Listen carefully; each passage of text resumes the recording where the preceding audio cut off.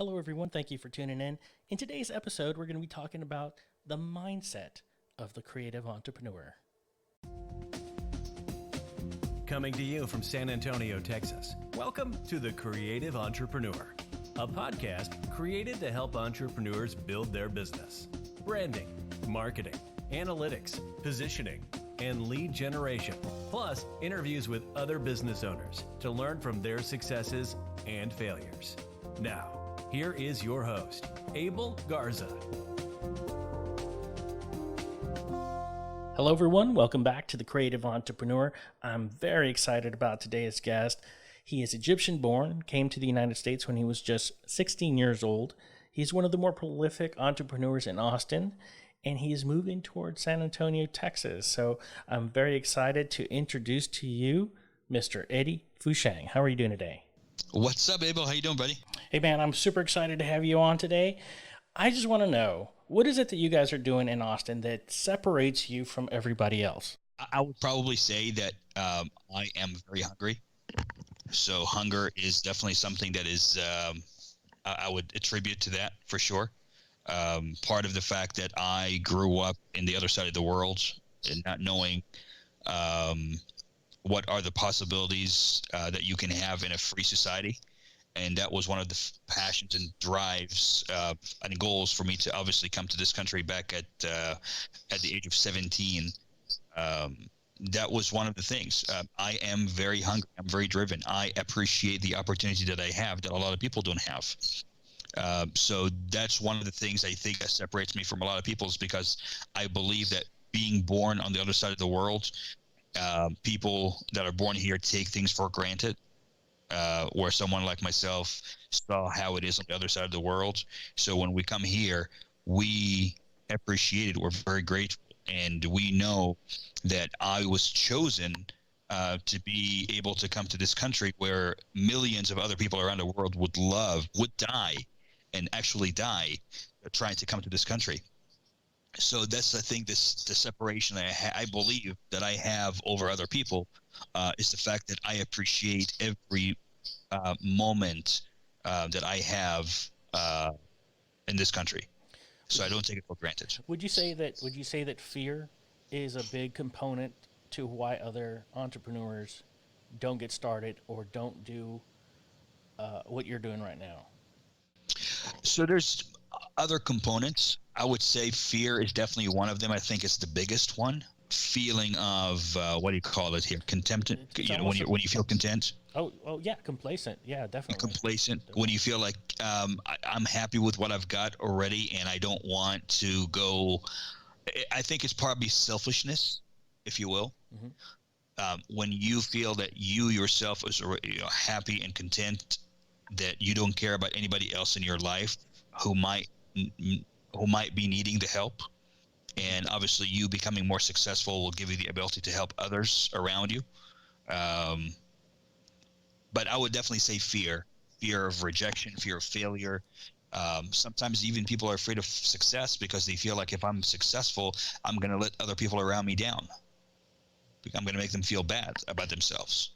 Yeah, the fear of being too successful can be. That's right.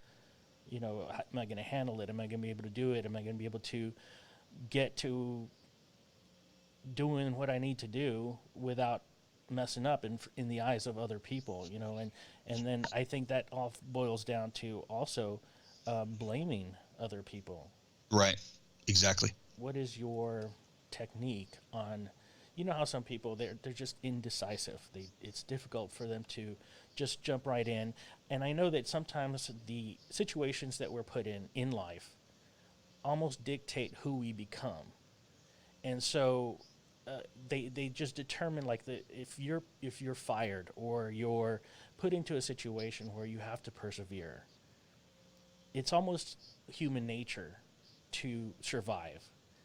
And making that decision either to sink or swim is imperative in being successful.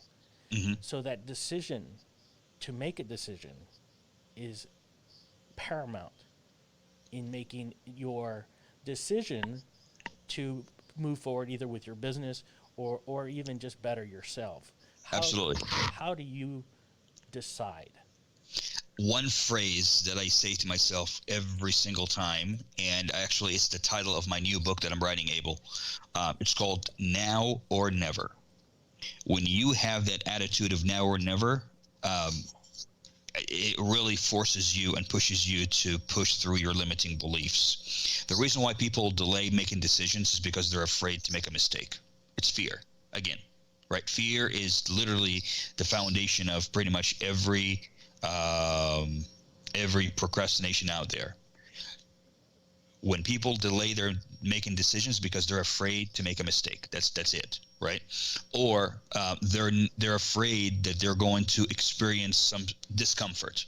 And I always tell people, and I tell myself this all the time, until you get to the point where you feel discomfortable being comfortable or uncomfortable being comfortable, that's when you um, achieve that next level of achievement. When you feel comfortable, that is usually a sign for me that there's danger. I need to freaking grow. Um, because when you feel discomfort, that means you're growing. Does that make sense? Exactly. When you So, feel that so pain wnever is when you exactly, step it you up. have to go through pain. You have to go through discomfort in order for you to grow. And we are, human beings are, growth beings. Like if we're not growing, we're dying. That's really, like, if you even look at it from a scientific point of view, that's true. If you're not growing, you're dying, you're reversing, right? So the point here is whenever you get to the point where you're ready to make a decision and you feel uncomfortable, that's a great sign. That means this is it. This is what you're supposed to do, because that's going to be taking you to that next level, right? And you just need to sell your, so you have to have the attitude of now or never. If I'm not doing it, if I'm not going to do it now, then I will never do it, or it will never get done. Exactly. And everything you do, it doesn't matter if it's as simple as not feeling like to go to the gym, not feeling to go work out, and you just say now or never, and you just all of a sudden now it's forcing you to put your sneakers on and go into the gym, right? Or now or never, it's, for example, like I'm a huge fan of fried food. I love fried food, right? And it got to the point where I attended a Tony Robbins seminar, and in the seminar he basically instilled the idea that my body does not belong to me. My body, it does not belong to me. It belongs to my creator, number one. It belongs to my family. It belongs to my my children. It belongs to my employees. It belongs to my partners. It belongs to the greater humanity, right? Because if I don't take care of my body, I will not be able to take care of anybody else. And that's the concept, right? So when I'm ready to go have lunch or dinner and I'm literally craving fried chicken or fried food, I stop for a second and tell myself it's either now or never. It's either now that I'm going to hold myself accountable and disciplined to stay the course, or never. It will never happen. And I'll always be overweight or whatever. Does that make sense? Oh yeah, absolutely. I mean, I know that I've read a couple of Anthony Robbins books, and he talks a lot about um, taking care of your body. That's one of the main things of what he talks about. But he uses it more also as a strength, a Mm-hmm. way to determine your strength. Not like you said, giving in to those want of fried chicken, so to speak. Right. So one of the things also that I wanted to go back on, willing to fail, Mm-hmm. and a lot of people they are deterred from failing because of that pain, and Yeah. That's a great question, dude. 90% of the time when you ask someone about success or failure, they have a misconstrued concept of the topic. A lot of times people think success and failure are like basically two separate things or two different destinations. It's like you're coming to a fork in the road. One side is success, one side is failure. That is far from the truth. It could not be any further from the truth, as a matter of fact. Success and failure are components that are on the same line towards the same destination.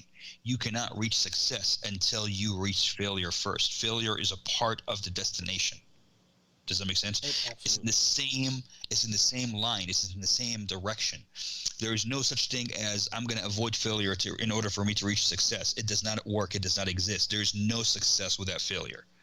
right? And as a matter of fact, I hate to use the word failure because, again, people misunderstand the word.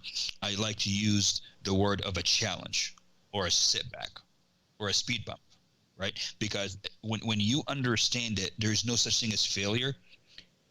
If everything that happens in your life is nothing more than just a correction.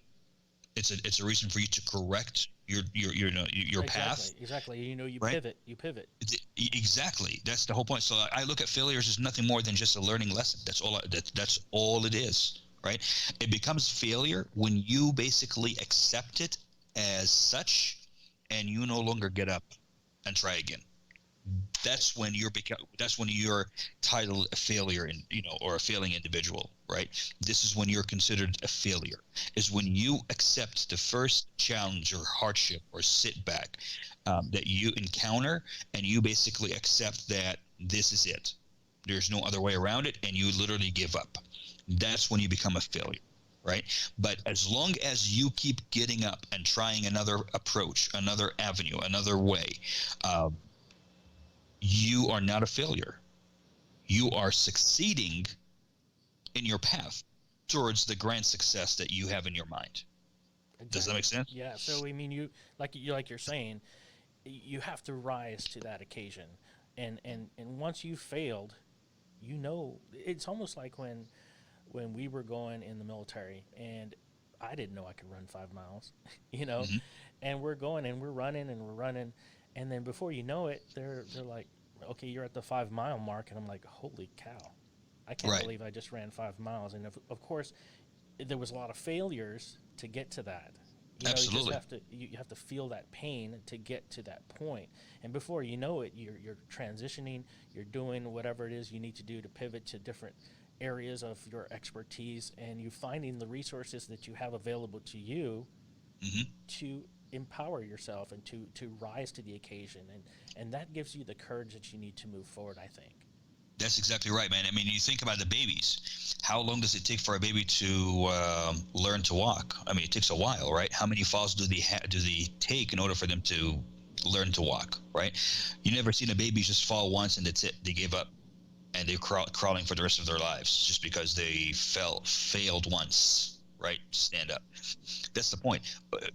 Abel, I remember myself. I'm pretty sure you would agree with me. The first time we learned to do push-ups when we were young, we couldn't even do one push-up, right? Does that make sense? Now we're able to do 40 and 50 push-ups, and some of us can do freaking 200 push-ups in one set, right? Yeah. But the point here is when you started, you did not start doing 40 and 50 push-ups from the get-go. You failed and failed and failed and failed and failed until you succeeded. That's the point right here, right?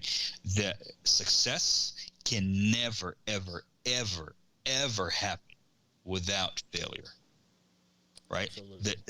The secret here, though, is you have to look at failure as stepping stones towards success, I right? Like agree. my approach is when I fail at something, again, I don't use the word fail. I'm just using fail here because this is what most people think about. I look at them as stepping stones, out of steps to the destination I'm going to. I know that like, here's what I say to people. If you get out of the house today and you're making a trip, let's say, for example, I'm in Austin, you're in San Antonio. If I am making a trip from Austin to San Antonio, and I get in my car and my intention is to go to San Antonio, and I get on 35 heading south, right? Hmm. And there was some traffic on the freeway. Do I give up and make a U-turn and go back home and just say, "Oh, I can't go to San Antonio"? No. Alternate Traffic route. is part of it. Does that make sense? Yeah. The speed bump and the stop signs and the stop lights and all these things on the way to get there, this is part of the journey. We don't look at these things as failures, right? That's the exact same way I look at life. Whenever I am trying to achieve a certain milestone or a certain destination, I already know for a fact that I'm going to have to get through some stepping stones to get to that point. So therefore, my mental expectation, I already put myself in the right mind frame to expect stepping stones. That's what I call them. I call them stepping stones to get me to success, to get me to the result that I'm after. So when you mentally prepare yourself to know that on the way from Austin to San Antonio, there is going to be stop signs, there's going to be stop lights, there's going to be some traffic, there may be a couple of speed bumps on the way. Uh, you mentally prepare yourself for that. When you face them and you actually encounter them, there's no surprise, there's no disappointments, there's no shock, right? You already knew that they were going to be on the way. As a matter of fact, seeing them is an indication that you're going in the right direction, right? So to me, when I set a goal or I set a milestone that I would like to accomplish, right, I'm already mentally prepared, and I expect to see some sort of stepping stones to get me to that point, right? Whether they're challenges, hardships, people telling me no, some rejections here and there, whatever the case may be, depending on the actual goal you're setting for yourself. And you mentally prepare yourself for these things and expect them because they're now part of the stepping stones in the journey to get you to where you want to go, then you're not disappointed when you see them. As a matter of fact, you're actually looking forward to them because the fact that they appear is an indication that you're heading in the right direction. Mm. You're on the path. I Does that agree. make sense? Oh yeah, If absolutely. if you don't see them, that's when you're supposed to be worried, because that means you're freaking parked on the side of the road. You're not driving. You're not moving. You're not going anywhere. Yeah, because you're scared to go out there. That's right. So to me, it's all about mindset. It's all mental. When I see the stepping stones, and this is what I call basically failures or challenges, I call them stepping stones. When I see them, is an indication that I am growing, that I am heading in the right direction, that I am on my way. Right? If I don't see any of them, that's when I am concerned, because that means I'm not going anywhere. I'm literally standing still. I'm not driving. I literally parked on the side of the road. Clearly, clearly. I mean, you always have to have that vision. You have to know, and that's a good metaphor because you're looking at it, and you need to know where you're going before going there. And Right. so, as long as you know where you're going, you can pivot and move in the direction where traffic is flowing a little bit better, you know. That's right. And so, I can definitely see that. And as far as going in that direction, you can pick up on those short wins. And so once you've done that, it gives you the confidence that you need to keep moving forward versus just turning around and going back home. So those little wins, those short wins, is what gives you that confidence in moving forward, and doing that right, getting the right situation. What's good about that? If you don't, that's what I'm saying. If you don't see these, we call them like the hardships or the stepping stones or the setbacks or the speed bumps, it's an indication that you are not doing anything new. You're dying. You're literally dying. A lot of entrepreneurs run into is the getting started part, and aside from fear, I've noticed that a lot of folks, they try to have everything perfect before they launch, before they get started. They want the Hmm. right letterhead, they want the business cards, they want the website and everything set in place before they get started. And you know what? By the time they get started, it's already to the point where they're like, "Man, this is a lot," and Hmm. they're trying to be perfect for everything that they do. What would you say for people who just are trying to be perfectionists? We call that analysis paralysis. We call that basically being afraid. You're afraid um, to try because you're obviously afraid of failure. You're afraid of rejections. You're afraid of people basically telling, like we make a bunch of freaking stories in our head. Tony Robbins says something that I really feel is profound. And you guys excuse my French here when I say it. I just have to say it exactly how he says it because it brings a lot of passion and emotion in it. He says that the only thing stopping you from reaching the destination you want to reach is because of the bullshit story you keep telling yourself. And that's really what it is. People basically say, "Oh, I cannot start my business unless I have a perfect website." It's a bullshit story you're saying to yourself because you're afraid to actually pick up the phone and call somebody and ask them to buy your product or your service, right? "Oh, I have to get perfect business cards." It's a bullshit story you're saying to yourself because you're again afraid to go and shake hands and the way I look at it is, if you have clients who already paid for your service, none of that stuff matters. A website does not matter. A business card does not matter. A freaking stationery a letterhead does not matter. The reason why they become important in your mind is because you're afraid to pick up the phone and do the heavy lifting. The most important part in any business is obviously sales, right? That's the most important part of any business. If you can't sell, or you don't have customers who are paying for your service or products, you don't exist, right? So there you go and spend money that you have not even earned yet to go build a fancy website and a fancy business card and a fancy this and a fancy that, is because you're literally procrastinating and you're pushing the inevitable away because you don't have, I guess, the guts to pick up the phone and call somebody and ask them to buy your product. Exactly. You know what? I just thought about this. There was a there's a series, or I should say, there's a sitcom called How I Met Your Mother. I don't know if you've seen that show before. I have not watched it, but I know what you're talking So about. Yeah. there's an episode where Ted starts his own business, and he is the perfectionist. You know, he's in his character alone. He's a perfectionist as it is, but he wants the website, he wants the letterhead, he wants all that, and his his roommate is like, "Have you made any phone calls today?" And he's like, "I'm waiting for the letterhead to come in and make sure everything is good to go." Yeah, and then once the letter he came in, there's other thing, right? Exactly. So like it never ends, and then before you know it, you're 1 year in the business and you haven't done crap with the business, and obviously you're gonna end up scratching the business like, oh yeah, I failed, it did not work. And that's the sad truth about a lot of people that I personally know who got in a business and got out of business. They literally didn't do anything to grow the business, but yet they wasted all this freaking money and time trying to perfect the business, but they never even got the chance to pick up the phone and call and ask for a business, right? And that's the one thing I always say to people, like, really, in order for you to grow a successful business from scratch, is you literally have, from day one of the business, you have to sell.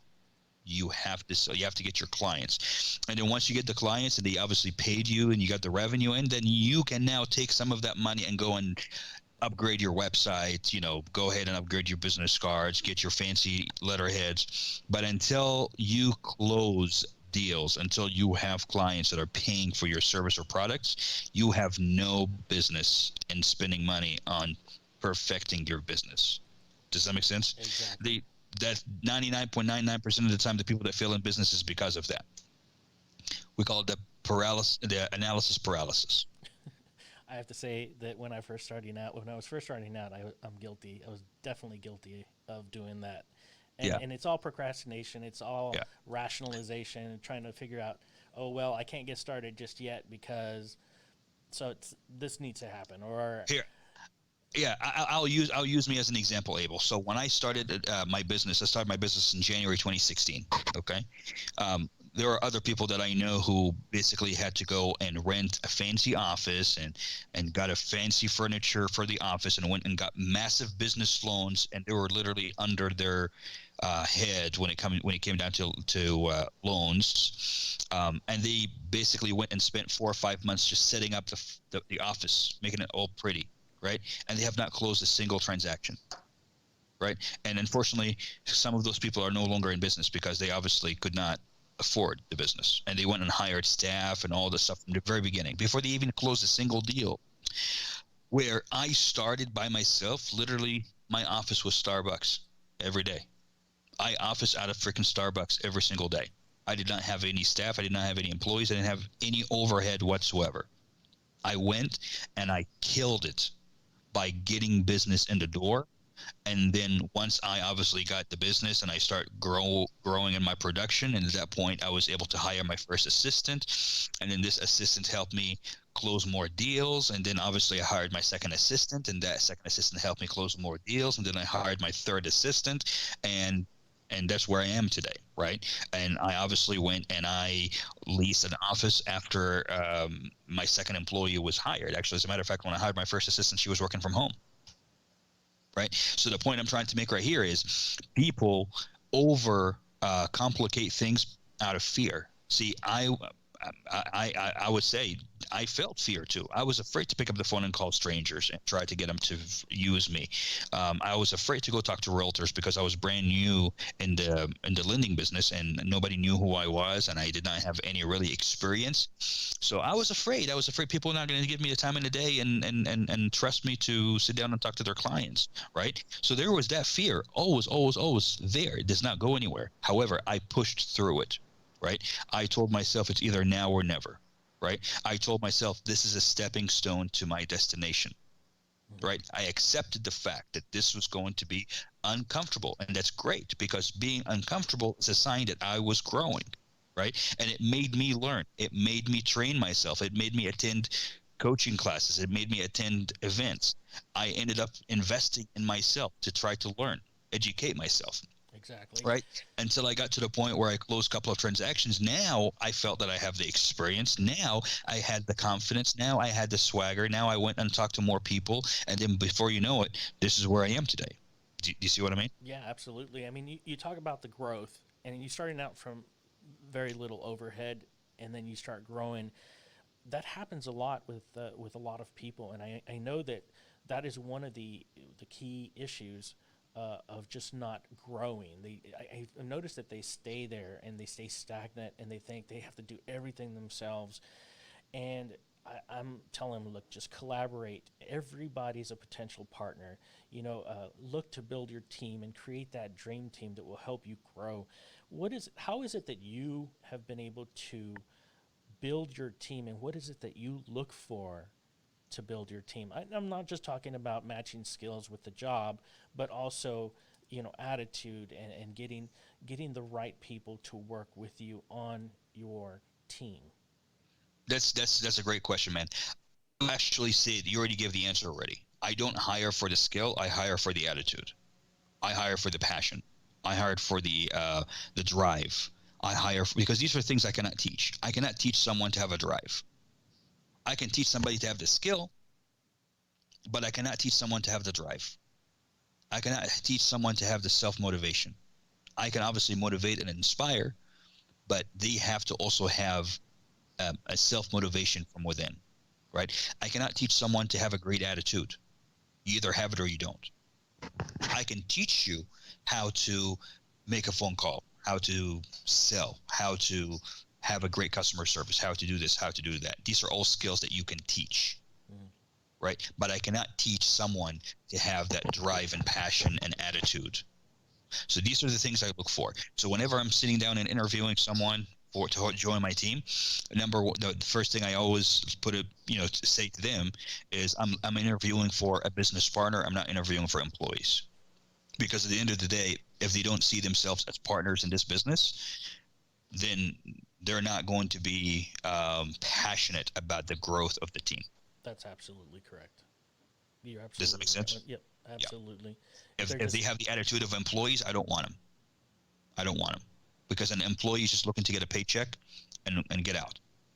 A partner does not. A partner is 100% consistent and determined to make the team succeed because they're part of it. Exactly. That is some valuable information. I'd like to close this session by saying thank you from the bottom of my heart. And I know you're a busy man, and I'm just glad that you're able to give us a bit of your wisdom and your valuable insight to our listeners. You're an inspiration to me and others, and I value your advice and your opinion, and I'm so glad that you're a part of this.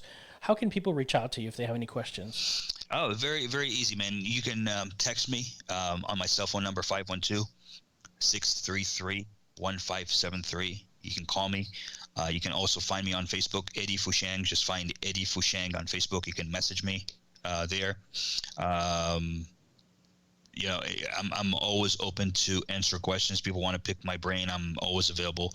Obviously, if I'm not able to reach out to you right away, it's just because obviously I'm pretty occupied with my business, but I will definitely call you the same day. If it's late in the evening, I will definitely call you the first thing the following morning. So just reach out to me, man. Text is definitely going to be the best option, just because of my busy schedule. But you can definitely send me a text message or reach out to me on Facebook through Messenger, and we can definitely connect. And you do offer coaching as well, right? I do. I do. I How do can coach. people reach you if they want to get some coaching done? Same thing. You just text me, 512-633-1573. Just go find Eddie Fooshang, I-E, Fooshang, F as in Frank, Ooshang. Thank you for listening to The Creative Entrepreneur. Please click the show notes for additional information. Want to know more? Click on the subscribe button and follow us on Facebook, Instagram, and Twitter by visiting us at tcepodcast.net.